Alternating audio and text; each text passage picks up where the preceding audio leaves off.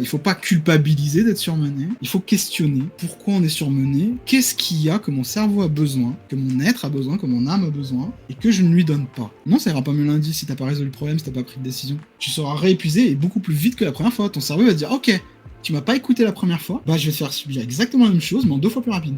Malgré toute ta bonne volonté, ta discipline, ta méthode de productivité ou je ne sais quoi. Le stress est un signal que vous devez prendre une décision. Le sujet phare de cette chaîne, la raison pour laquelle j'ai créé les Passions Preneurs Libres, c'est vraiment de se pencher sur le bien-être des indépendants, sur notre rapport au stress dans le travail, dans le fait d'être entrepreneur, dans le fait d'être à son compte, notre rapport au surmenage aussi, voilà, ça c'est vraiment les sujets récurrents et qui me tiennent à cœur.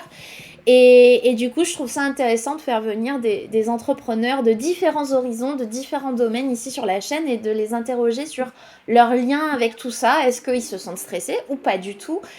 Comment est-ce qu'ils gèrent au quotidien tout ça? Donc, je voulais te demander, toi, dans ta vie déjà d'entrepreneur, est-ce que tu as déjà vécu des périodes de surmenage? Oui. Oui, j'en ai déjà vécu. C'est pas non plus fréquent. Mais il y a un moment, quand tu charges trop la barque et tu fais tout mal. Ouais. T'es pas motivé, t'as trop fait, quoi.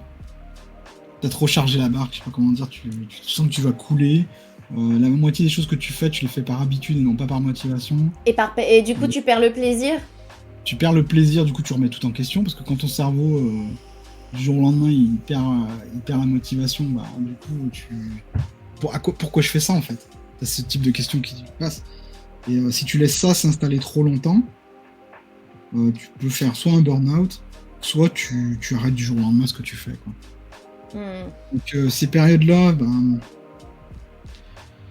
je les identifie, et puis je prends des décisions qui sont adéquates. Si les décisions adéquates, ça veut souvent dire tu fais une pause. Le monde va pas s'arrêter de tourner, ton business va pas s'écrouler si t'as pas posté sur les réseaux sociaux. Ton business va pas s'écrouler parce que tu n'as pas publié ta vidéo cette semaine. Mais en revanche, cette pause ne doit pas être une permission. Ça doit être exceptionnel. C'est-à-dire que tu vas te servir de cette pause, non pas pour glander, pour te ressourcer. Tu vas te ressourcer, oui, mais pas de cette façon-là. Tu vas te ressourcer en refaisant le point sur ce qui est important pour toi dans la continuité de ton activité. Parce que si tu fais pas ça, et que tu dis juste à ton cerveau, bon ben maintenant je me ressource, 2 jours après ton week-end ressource, appelle-le comme tu veux, il va te dire, ah c'était cool ce ressourcer, on recommence cette semaine? Inconsciemment il va te dire ça, mais toi tu vas dire, ok alors j'ai le choix entre refaire ce pourquoi j'étais surmené et me ressourcer, je fais quoi? Bah je vais me ressourcer, hein. Ouais. Et du coup tu reviens jamais à ton activité.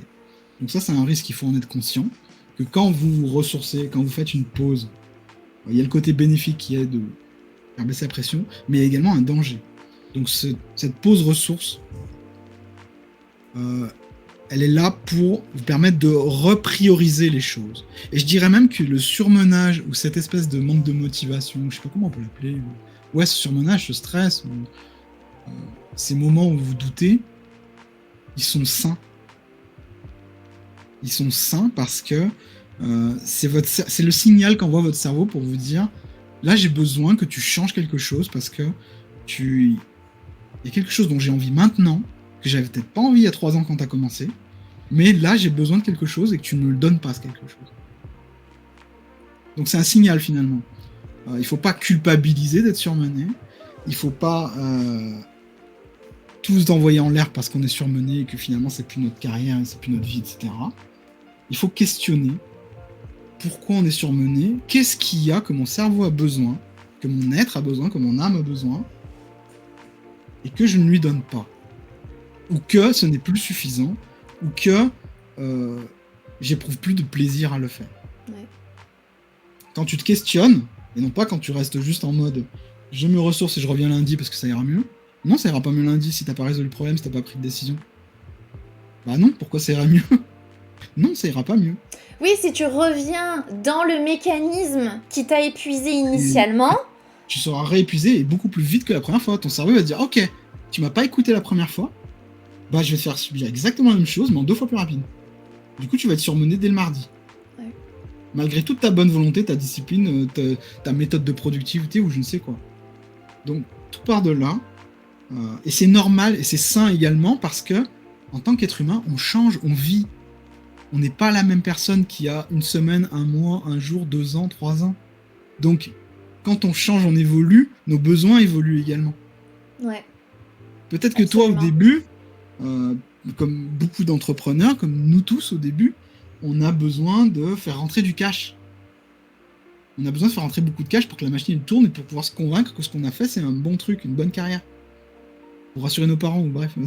Bon, peu importe la motivation, et que la machine est lancée, tu fais beaucoup de contrats, tu te déplaces beaucoup, etc., t'enchaînes les trucs, tu fais rentrer du cash, et puis un beau jour, tu te retrouves à encore une conf, encore un déplacement, encore un séminaire entre entrepreneurs, encore ci, encore ça. Et là, je sais pas pourquoi, mais t'as moins envie d'y aller.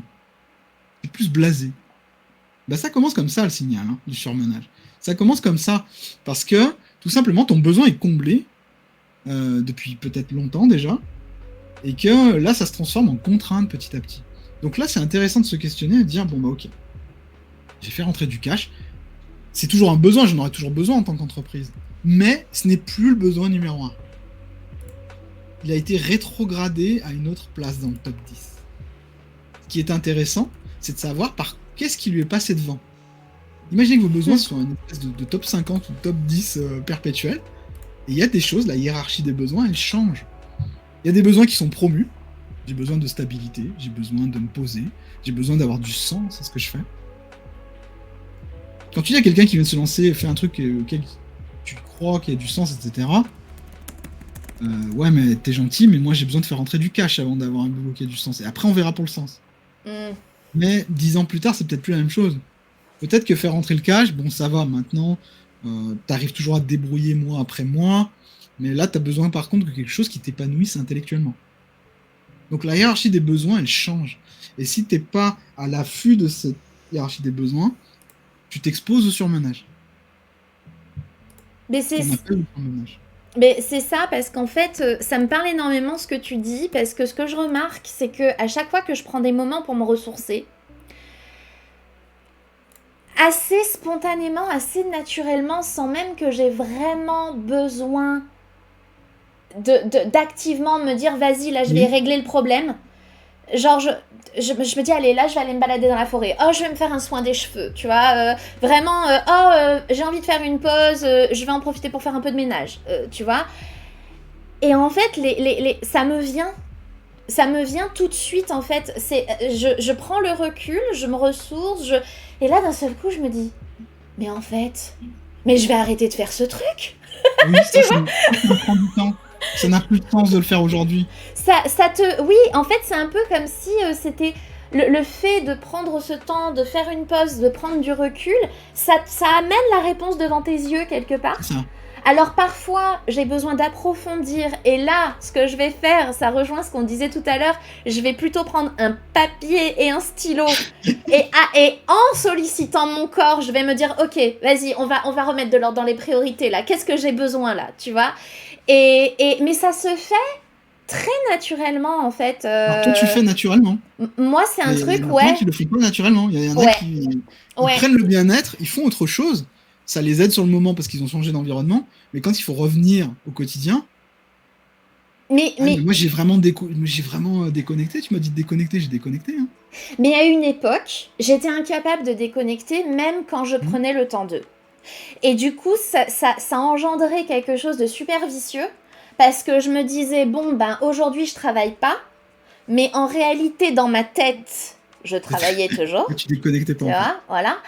Et du coup, les solutions que j'essayais de mettre en place pour me sortir de cette situation de surmenage, elles étaient biaisées par le fait qu'en réalité, à aucun moment, je ne m'étais détachée des enjeux, à aucun moment, je m'étais détachée des œillères qui étaient positionnées par mon stress.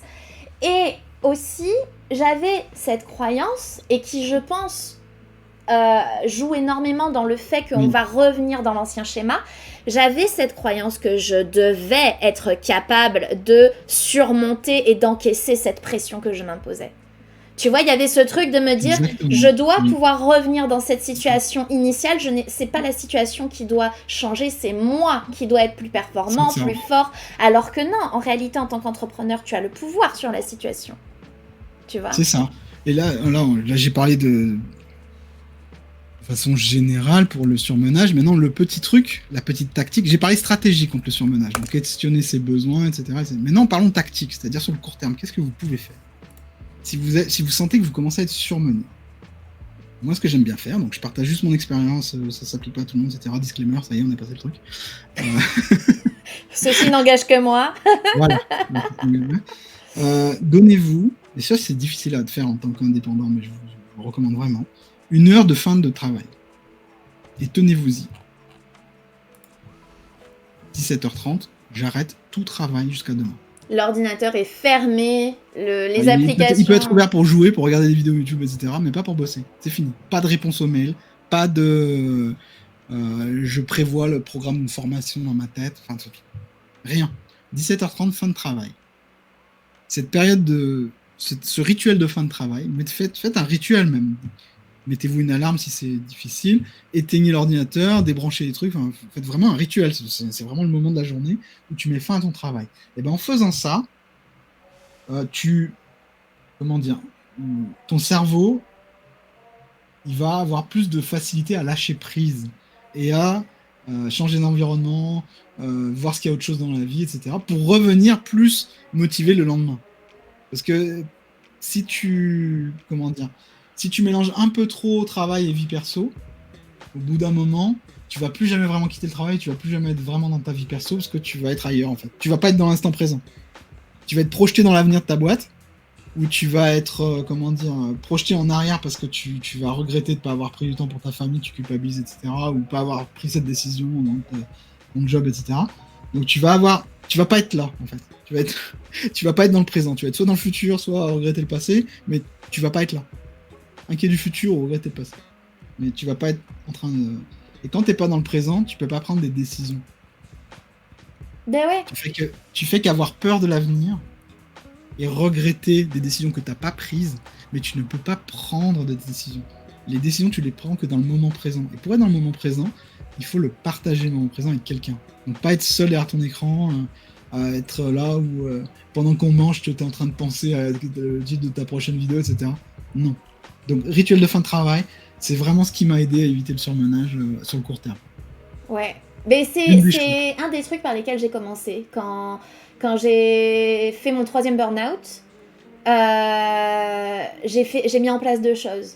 J'ai mis en place horaire de fin de travail et aussi jour de fin de travail, c'est-à-dire j'avais décrété le samedi midi, c'est fini, tu ne travailles plus, tu vois. Oui, évidemment.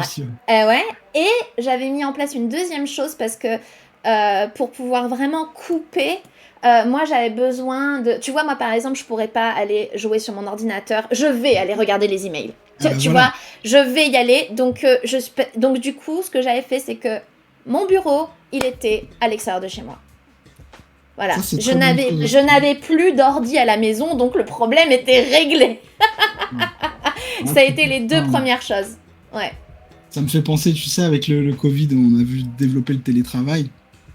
Et je sais pas si tu te souviens, mais au début, la première année, tout le monde disait « Ouais, mais moi, je suis beaucoup plus productif en télétravail que quand je l'étais au boulot. » Ouais, mais attends de voir. Ça dure un temps. Travailler tout seul chez soi, ouais. C'est difficile. Il n'y a pas tout le monde qui peut le faire. Ouais. Et je pense que les gens vont pas tarder à se rendre compte qu'il y a beaucoup de défauts. Que faire son bœuf bourguignon en même temps qu'on écoute des réunions, c'est pas être plus productif. C'est pas faire plus de choses. C'est être multitâche et c'est autre chose. Et oui. Et le problème, c'est que les gens s'en rendent compte maintenant et ils sont pas plus productifs à la maison qu'au boulot. Ouais. Donc, il y en a qui sont trop contents du télétravail, puis ça offre quand même la liberté, pas bouger de chez soi, etc. Mais quand on est honnête avec soi, c'est difficile de bosser seul chez soi. Donc le conseil que tu as donné, ton bureau, il n'est pas à la maison, c'est un très bon conseil. Changer d'environnement, espace de coworking, très bonne idée. Coffee shop même pour certains. Ouais. Bonne idée. Ouais. Là, j'ai même une fille que j'accompagne qui a écrit son livre C'était pas possible pour elle parce qu'elle habitait à la campagne. C'était pas possible parce qu'il y avait toujours du bruit dans la maison. Son espace de coworking, enfin, c'était pas un espace de coworking, mais là où elle a bossé, là où elle a vraiment avancé, c'était dans sa salle de bain. Le seul endroit de la maison calme. Mais c'est suffisamment pour changer d'environnement. C'est pas un lieu qui est dédié euh, au travail, ça lui fait un changement d'environnement nécessaire. Parfois, le changement d'environnement, c'est juste une autre pièce de votre maison. Ou Oui, changer votre bureau d'orientation aussi. oui. En Ben, mode travail, je suis orienté de cette façon. En mode loisir, je suis orienté de cette façon. mais tu sais que... Mais ça change. Ouais, ben complètement parce que quand il y a eu la pandémie, je n'ai plus pu... j'ai plus eu accès à ce bureau à l'extérieur. C'était plus possible, je Et devais oui, revenir à la maison. Ça a été une difficilement. angoisse. Je me suis dit, mais comment je vais faire? Je suis incapable, Oui. je peux pas revenir dans ce cadre-là. Et ça m'a pris du temps. Mais tu vois, franchement, la pièce dans laquelle je suis là, j'ai envisagé toutes les configurations possibles. J'ai bougé. À un moment donné, je bougeais les meubles plusieurs fois par jour. Mon chéri il me disait, mais qu'est-ce que tu fais? Mais jusqu'au moment où vraiment j'ai trouvé le truc où je me disais, là, je me sens bien, tu vois. Et fallait que ce soit différent, suffisamment différent de la configuration Ça. dans laquelle j'étais avant et que mon cerveau avait associé à un mal-être et à un burn-out. Des objets déco qui n'étaient pas là-bas. Et tu vois, par exemple, cette lampe, je l'ai ajoutée ici. C'est tout bête, mais tu sais, c'était un peu cette idée de leurrer mon esprit pour avoir la Oui. sensation d'être ailleurs. Tu Ça vois, fonctionne beaucoup comme ça. avec du coup en complément des très bonnes habitudes que j'ai prises et que j'ai gardées et que j'ai vraiment essayé de solidifier un maximum, à savoir donc avoir une horaire où tu t'arrêtes. Ouais, important. Les week-ends, c'est non négociable. Tu vois, plein de choses comme ça. Et puis, travailler aussi sur ces croyances qui faisaient que je passais complètement à côté de la gestion de mon stress et que pour Oui. moi, le stress était quelque chose que je devais juste subir et encaisser et être capable d'encaisser. Alors justement, du coup, chez toi, comment est-ce que le stress, il se manifeste physiquement, mentalement Alors physiquement, je me ronge les ongles. Moi, je suis quelqu'un qui me ronge beaucoup les ongles tout le Ok, temps. Ça a toujours été. Et, j'ai essayé des trucs, mais ça marche pas. Euh, Ça commence par ça. Après, il y a les pensées obsédantes, ouais, les hantises. Donc ça continue par ça. Ça peut durer des jours. Et voilà comment ça commence le stress. Donc là, en fait, toujours pareil, pour moi, c'est un signal qu'il y a quelque chose. Alors, j'ai fait tout un bouquin là-dessus. waouh, Non, mais sans déconner. Hein. Votre bonheur est à portée de main, là. C'est un bouquin qui est que sur l'état émotionnel, etc. super, L'idée, c'est que est-ce que ça me fait peur ou est-ce que ça m'énerve? C'est pas la même chose. Si ça me fait peur, c'est que j'ai besoin d'être courageux quelque part, de prendre une décision, d'agir. Mais si quelque chose me stresse parce que ça me fait peur de perdre quelque chose par exemple, alors ça veut dire que j'ai besoin d'être courageux et de prendre une décision courageuse. Mais j'ai besoin de changer quelque chose, c'est sûr. Si c'est quelque chose qui me frustre, parce qu'il y a quelque chose que je devrais obtenir et que je n'obtiens pas, ou parce que je me sens agacé ou humilié, ou parce que je me sens énervé, ou que j'ai pas répondu comme j'aurais dû, etc. C'est également un signal de mon cerveau, mais qui me dit qu'un besoin que j'ai n'est pas résolu, n'est pas rempli. Donc là, j'ai également besoin d'agir, mais pas sur la même chose. J'ai pas besoin d'être courageux, j'ai besoin de m'affirmer un peu plus. Pas agresser, m'affirmer, c'est pas pareil, hein, attention. Surtout si c'est par rapport à quelqu'un, vaut mieux t'affirmer plutôt qu'agresser. bien sûr. Donc, et c'est également le signal que je dois prendre une décision. Donc, dans tous les cas, j'ai besoin de prendre une décision quand je suis stressé. Stress de colère, j'ai besoin d'une décision parce que il y a quelque chose, je n'obtiens pas un résultat que je voudrais et que je suis agacé. C'est du stress de peur. C'est parce que j'ai besoin de prendre une décision courageuse. Peut-être que je me voile la face sur quelque chose et que je n'ose pas ou que j'ai peur des conséquences, etc. Mais dans tous les cas, Le stress est un signal que vous devez prendre une décision. Parce que, et que quand on prend des décisions qu'on est en vie, on peut prendre Waouh. des décisions que dans l'instant présent. Ouais, On peut pas prendre des décisions dans le passé qui est passé qu'on maîtrise plus. c'est Et passé. on peut pas prendre des décisions dans un avenir qu'on ne contrôle pas à 100%. Oui, ton pouvoir, il est dans le moment présent, en fait. Il est dans le moment présent. Alors je sais que ça fait un peu poncif de dire ça, tout le monde dit moment présent, etc. Mais en même temps, c'est la réalité, quoi. Oui, mais les concepts qui nous paraissent trop communs, comme tu disais tout à l'heure, bah, bien dormir, c'est la base. Mais en fait, c'est tellement la base qu'on les néglige, quoi. Qu'on se dit, bah non, mais ça c'est bon, je le sais, c'est acquis. Mais pas du tout. Il faut solidifier les acquis. Ouais, on les considère acquis, et puis t'as également pas mal de... Enfin, on est dans une époque... Je vais faire le vieux con, mais tant pis. On est dans une époque où on remet en cause systématiquement les choses établies. Donc, on a besoin de 8 heures de sommeil par jour. Ben non, moi je vais en avoir besoin de 6 et ça marche très bien comme ça. Tadam, je suis un surhumain. Mais Eh ben non. essayons de changer le nombre d'heures de sommeil. Voyons la différence. Tu vois, enfin, je veux dire, Ouais. en fait, il faut être sceptique, mais sceptique... Il faut être sceptique, mais en même temps, il faut tester les choses. Hein. Faut quand même, en restant les ouvert, quoi. Oui, voilà, c'est ça. Déjà, Oui, voilà. la nature nous a construit d'une certaine façon.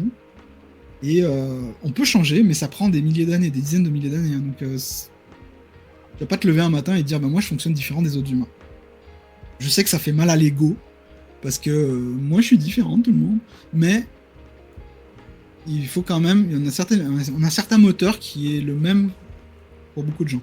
Après, la personnalité, les préférences, etc., ça, c'est ce qui nous rend unique.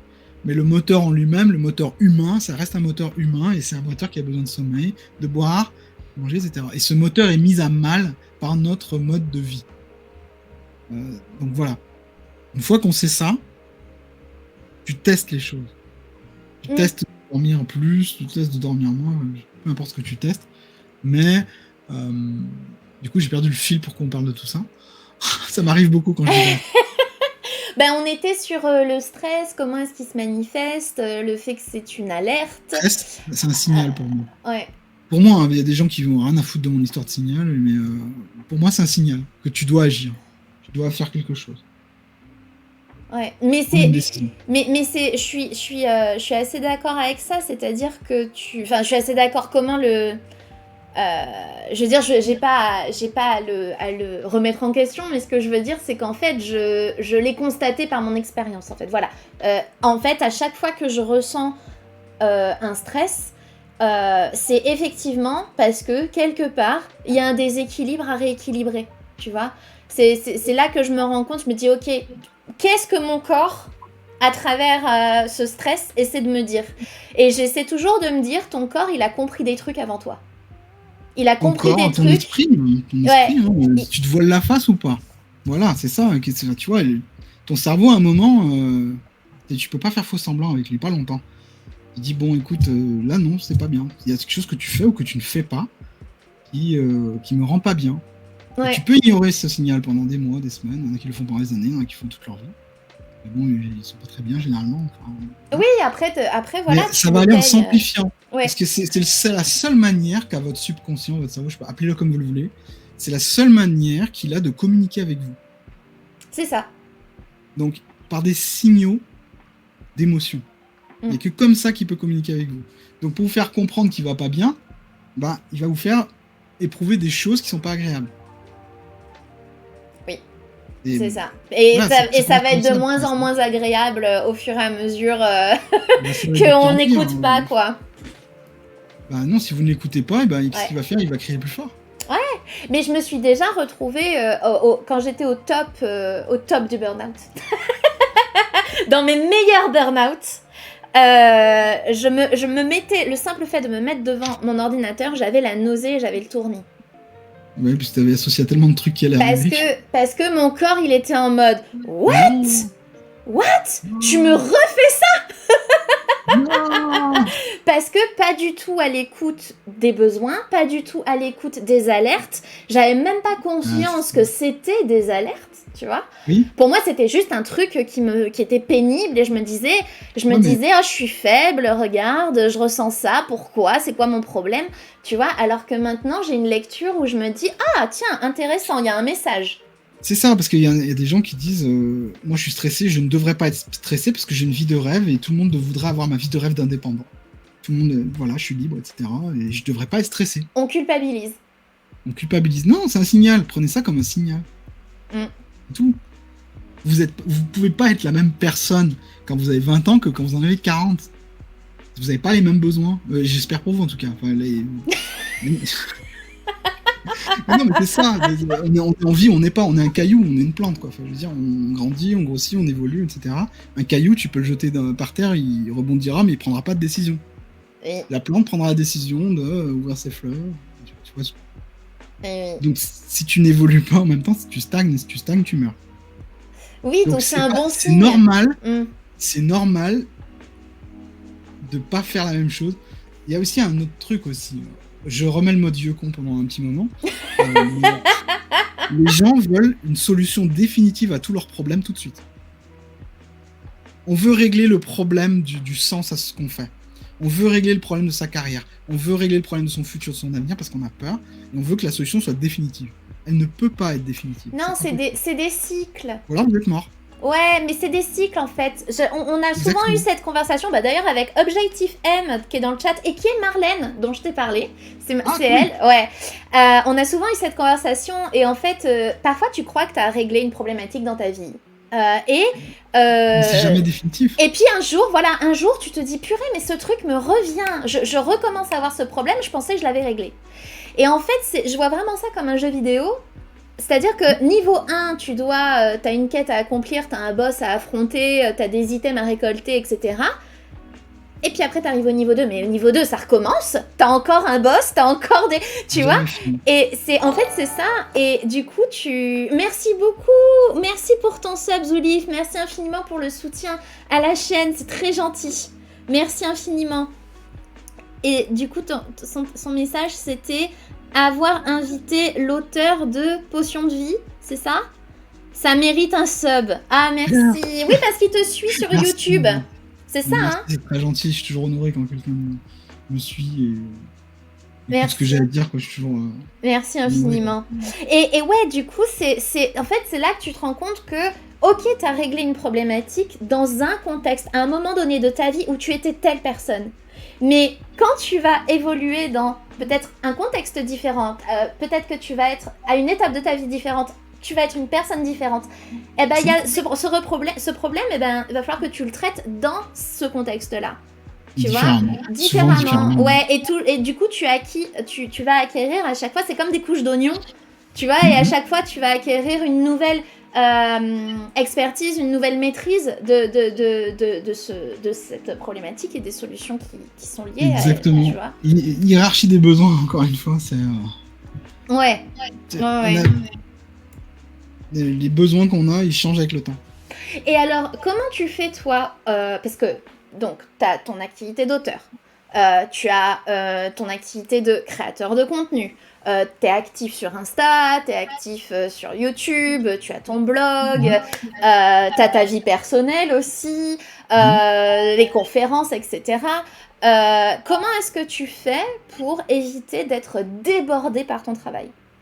Est-ce que tu as des méthodes d'organisation, des astuces? Pour éviter d'être débordé par mon travail.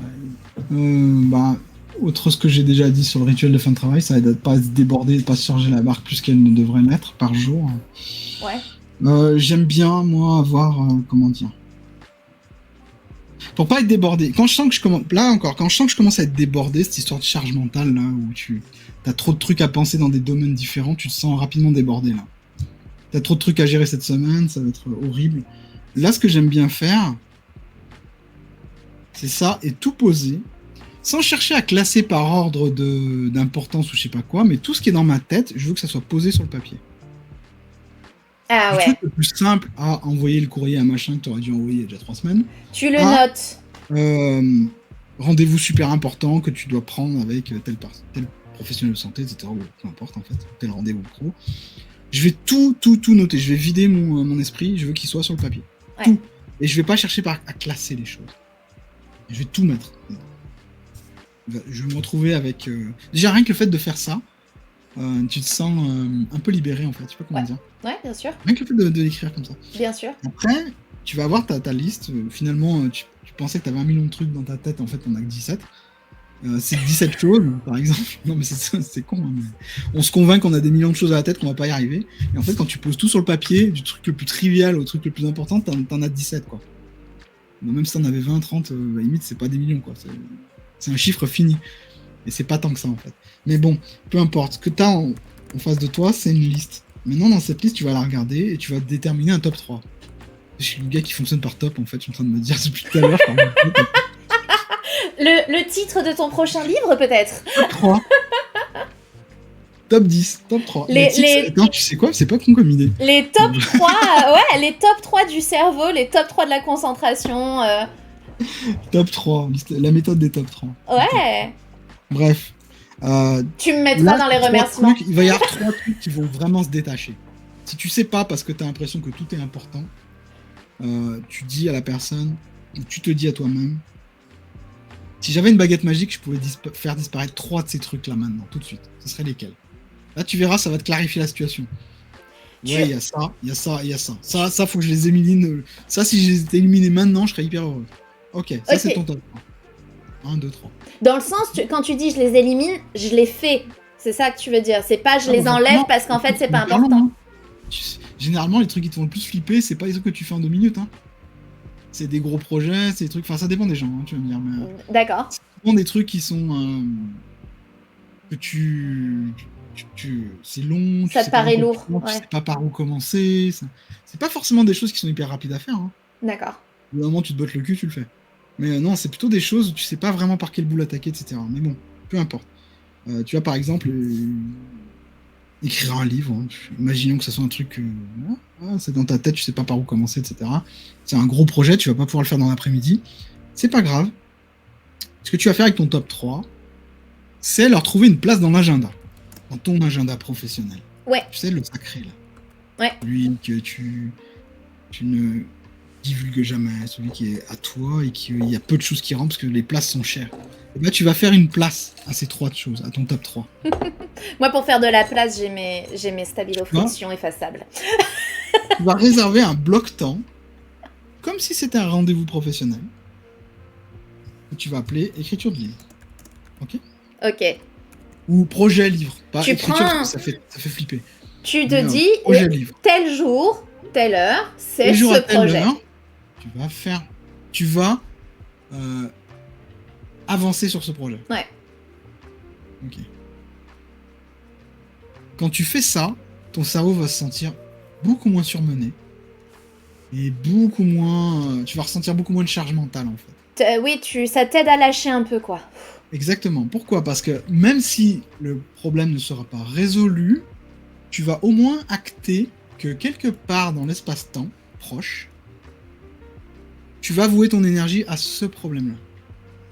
Donc, il ne va pas traînasser pendant trop longtemps, puisque il a une place accordée. Ouais. Il sort de ta tête parce que tu sais que tu l'as rangé quelque part et que ça va être traité. Exactement. Le surmenage, c'est quand ça s'accumule. C'est quand tu ne traites pas les choses qui doivent être faites, que tu finisses par les faire à l'arrache, etc. Là, tu commences à te surmener parce que ça s'accumule. Ouais. Mais quand au moment où ça commence à s'accumuler, tu te dis, je fais mon histoire de top 3 et pouf, je fous ça dans l'agenda.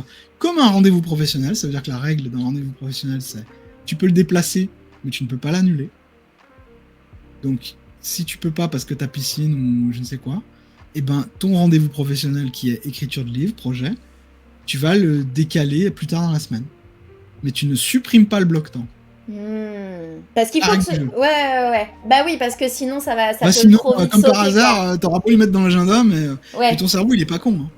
Tu vas annuler un bloc-temps 1 fois, 2 fois, 3 fois, après il va se dire, oh c'est bon, de toute façon, quoi que je fasse, ça sert à rien, parce que de toute façon, ça n'a aucune valeur. Donc vous donnez une parole à vous-même. Là.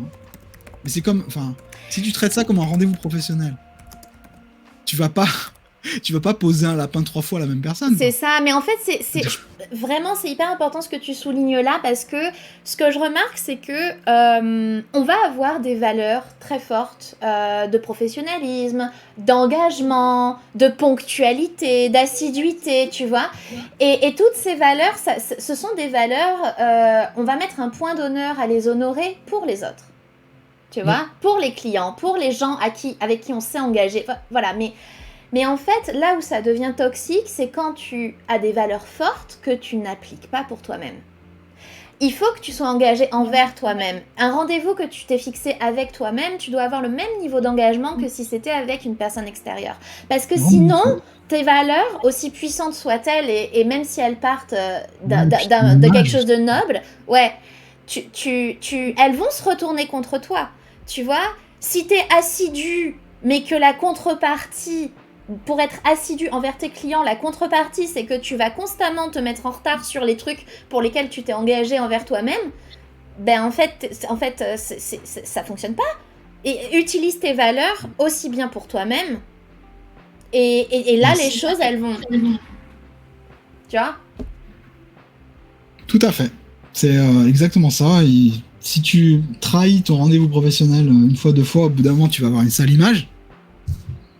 Ouais, mais Aurore, c'est celle qui est jamais dispo. Enfin, tu vois, machin truc. Tu vas me dire, c'est pas avec quelqu'un d'autre, mais si tu te trahis à toi-même, ton cerveau, il va plus croire ce que tu lui dis après. Ouais. Donc c'est la même chose. La confiance est très très importante. Non, mais c'est clair. Sur mon âge, moi, j'aime bien faire ça. Sinon, prévoir également un week-end où je fais totalement autre chose. Je sors vraiment de mon environnement, de mes petites habitudes, parce que moi je suis quelqu'un qui aime bien avoir les habitudes. Alors, changer de cadre. Parfois il faut les changer vraiment, changer de cadre, d'environnement. Rien que ça aide quand on est surmené. Là oui, ça aide, juste de changer de cadre.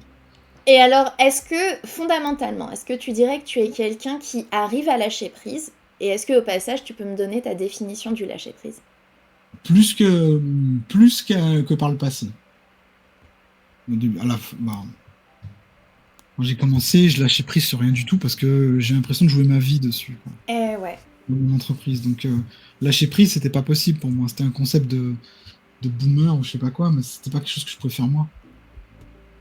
Parce que moi j'avais envie de prendre de l'avance, que ça marche, j'avais envie de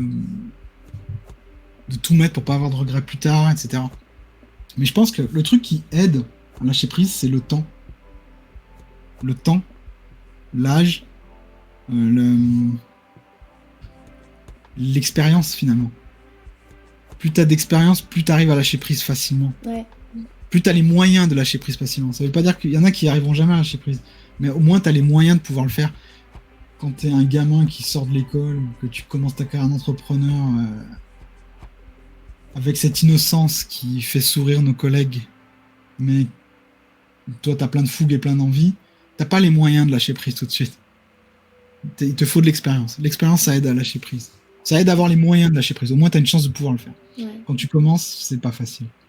C'est très difficile de lâcher prise. Ouais, je vois ce que tu veux dire, parce que effectivement, j'avais ce côté où quand je me suis lancée à mon compte, je jouais ma vie.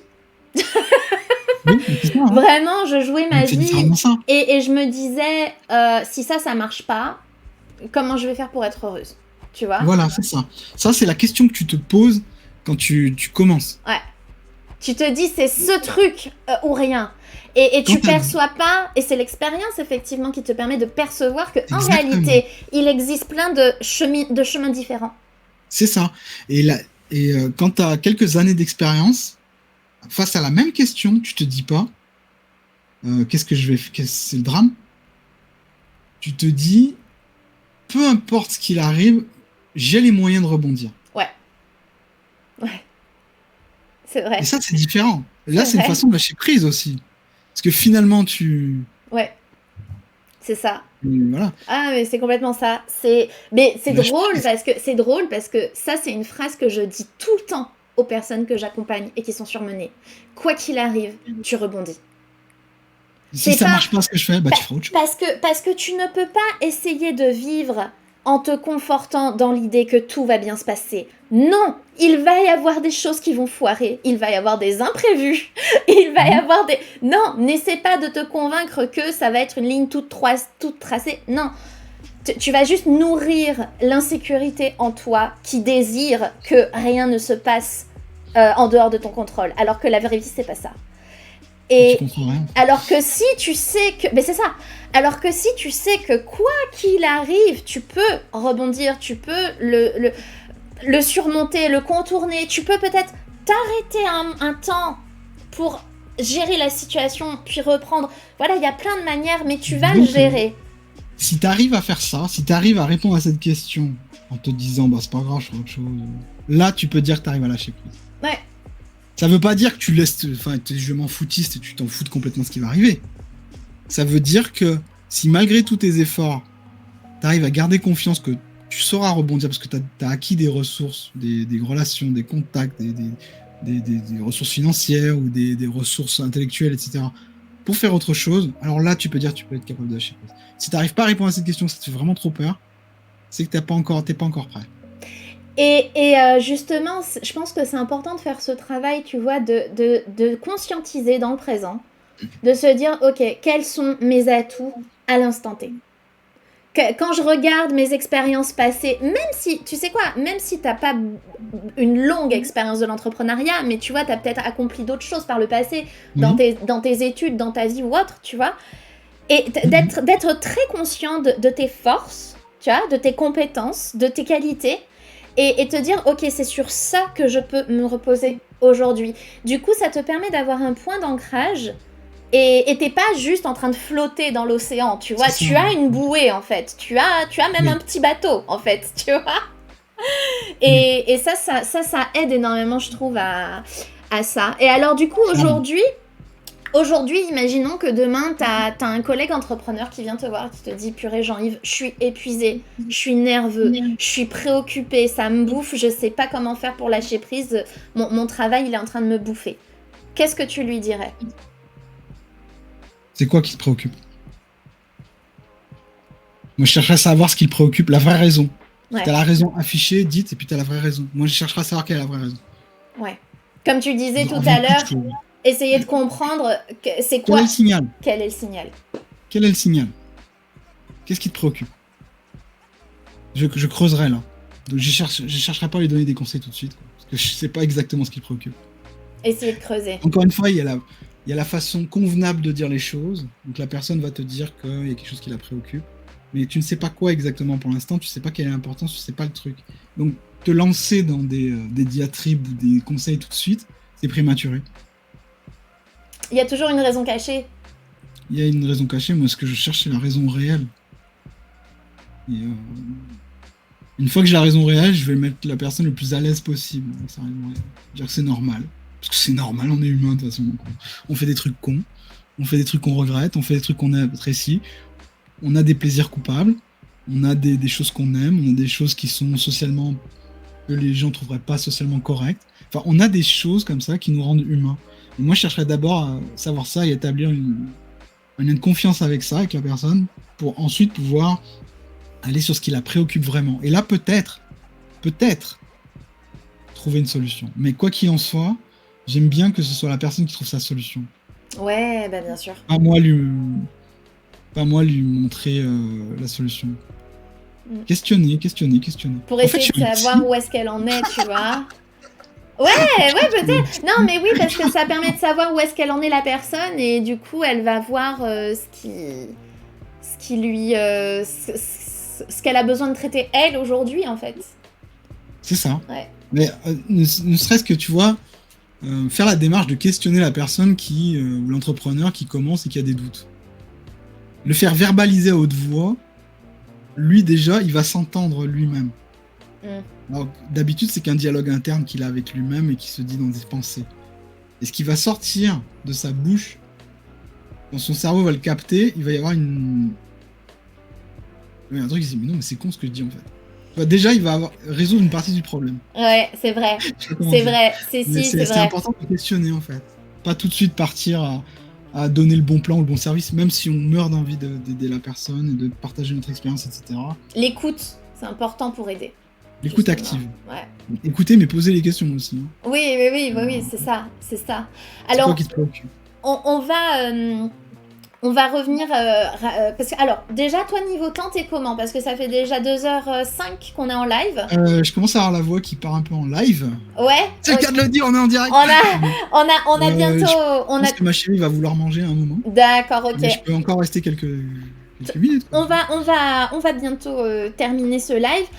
Juste, il y avait Zwilif qui posait une question. Est-ce que tu as des conseils pour... Lui, il trouve qu'il lit pas assez vite, en fait. Est-ce que tu as des conseils pour lire plus vite? Lis debout. Lire Lis debout et suis avec le doigt. Ah, parfait. Parfait. C'est ce qu'on disait tout à l'heure, Zwilif. Je t'invite à regarder le replay. Tout à l'heure, on parlait du fait que, justement, solliciter le corps, ça permettait de mieux mémoriser, etc. Et on avait parlé, effectivement, de lire en marchant, tout ça. Lis en marchant, lis debout et lis avec le doigt. Ok. Et plus vite que ta zone de confort habituelle. Ok. Ça Ouais. fera 350 €, c'est le prix. Et Camille qui disait, le vécu familial éducatif ne joue-t-il pas à notre façon d'entreprendre? Ben, franchement, ça pourrait être un sujet de live à part entière, Camille. Mais je pense qu'effectivement, il y a énormément de choses qui viennent influencer la manière dont on a envisagé l'école et le travail d'une manière générale. Est-ce qu'on avait des... l'environnement. Est-ce que tu avais des entrepreneurs dans ta famille ou pas? Et comment eux, ils ont vécu leur entrepreneuriat aussi? Mais oui, effectivement, tout ça, il y a plein de facteurs. Et honnêtement, ça pourrait être un live à part entière. Un sujet de live, ouais. Ouais, c'est clair. Si t'as un environnement de sportif, si toute ta famille c'est des sportifs, toi tu vas être sportif plus facilement. Par exemple. Pareil pour les joueurs d'échecs, il y a plein d'études là-dessus d'ailleurs. Pareil pour tout, si t'as beaucoup d'entrepreneurs dans ta famille, toi-même, tu vas être plus facilement entrepreneur. Ouais. Si en revanche, c'est l'inverse, si t'as pas d'entrepreneur dans ta famille et qu'on voit ça avec défiance, ça va être plus difficile de réussir en tant qu'entrepreneur parce que tu vas être conditionné pas comme un entrepreneur, quelqu'un de plus prudent généralement, alors qu'un entrepreneur est un peu plus à l'aise avec les risques. Donc ça va jouer. Il va y avoir des petites... ça va jouer un petit peu. Ça veut pas dire que c'est impossible de passer outre, mais ça va jouer. Faut pas avoir peur d'être isolé hein, par rapport à sa famille. Mais justement, derrière, il demandait, quand on est seul et qu'on crée notre entreprise, ça manque pas justement le fait de pas avoir des petites félicitations, même quand on fait des petites tâches et tout, ce boost extérieur. Mais oui, et d'ailleurs, Camille, je t'encourage, si c'est ton cas, à faire en sorte de ne pas rester seul et à connecter avec d'autres entrepreneurs. À travers, en plus maintenant avec Internet, on peut le faire. Hein, il y a la dernière fois, je vous ai parlé, je pense, du Discord de l'Arche des Indépendants. Il y a aussi le Discord Entrepreneurs francophones. Il y a le Discord des Passionpreneurs libres, par hasard, hein, où vous pouvez aussi aller. Mais clairement, c'est super important d'aller connecter à d'autres pour casser ce sentiment de solitude. Tout à l'heure, Jean-Yves nous parlait des espaces de coworking aussi, qui peuvent être des endroits pour rencontrer des gens. Exactement. Des gens qui sont dans la même motivation, dans le même état d'esprit. Moi, c'était mon gros problème, c'est que dans ma famille, pas d'entrepreneur. Et il fallait que je fasse des études à fond. Alors, j'ai quitté les études plutôt prévues. Et moi, c'était la fibre entrepreneuriale qui m'intéressait plus. Au côté liberté, au côté je fais ce que je veux, etc., indépendance. Mais ça, si j'avais compté sur ma famille, sur les petites félicitations ou je ne sais quoi, je serais toujours en train d'attendre. Tu serais toujours en train d'attendre. Et ce qui m'a vraiment aidé, c'est de me connecter à des gens qui étaient dans le même état d'esprit que moi. Peu importe combien ils étaient, mais il faut qu'il y en ait. Il faut que tu t'entoures de gens qui sont dans le même état d'esprit que toi. Ouais, parce qu'en plus, si tu travailles chez toi, laisse tomber. Ça, c'est hyper facile d'être seul. Oui, seul, c'est difficile. Seul, c'est difficile. Ça veut pas dire impossible. Hein. Moi, je suis un solitaire, donc je serais capable de réussir seul. Mais c'est pas donné à tout le monde, encore une fois. C'est pas sans conséquence. C'est pas sans conséquence, cette solitude. Ouais. Alors, du coup, Jean-Yves, quels sont tes projets actuels et à venir? Et comment est-ce qu'on peut faire appel à toi? Où est-ce qu'on peut te retrouver? Sur mon site potiondevie.fr ou sinon sur mon compte Insta ou sur n'importe quel réseau. Je réponds assez bien. Une fois par jour, par contre, maintenant. Alors qu'avant, je répondais dans l'heure. Ah, t'as fixé encore une fois, c'est bien. Une fois par jour. Je vous déconseille de me contacter le jeudi soir. Parce que le vendredi, je suis parti dans le montage. Des fois, j'ai pas le temps de consulter mes mails. Je les consulte pas avant le lundi. Ok. Comme Top, les banques. top, Faites ouais. pas des virements le jeudi soir. C'est comme les banques, en fait. Le vendredi, c'est encore pire, en fait. Mais sinon, ouais, enfin, je suis assez accessible. Hein. On peut te Par retrouver. email ou par. Sur ma chaîne Twitch, ma chaîne YouTube. Je suis assez actif là-dessus. Twitch, YouTube et la bibliothèque virtuelle, c'est en fait. On est dans une salle Zoom et je suis avec plein d'autres gens en France et dans le monde d'ailleurs. On bosse sur un timer commun en fait. 50 minutes. Et on Ça, prend c'est 10 sur minutes de Twitch. pause. C'est à la fois sur Twitch et sur Zoom. Là, ce Ok. matin, j'aurais dû le faire sur Twitch. Je l'ai fait que sur Zoom parce que on avait notre émission. Quoi. Mais normalement, les matins, je suis avec eux. D'accord. Ok. Coworking, Ok. c'est l'idée de pas être seul aussi. Ouais, absolument. Bibliothèque virtuelle, j'ai appelé ça. Parce que c'est un peu D'accord. comme une bibliothèque, on se retrouve et tout, tiers-lieu et tout, sauf que c'est un tiers-lieu virtuel. Voilà.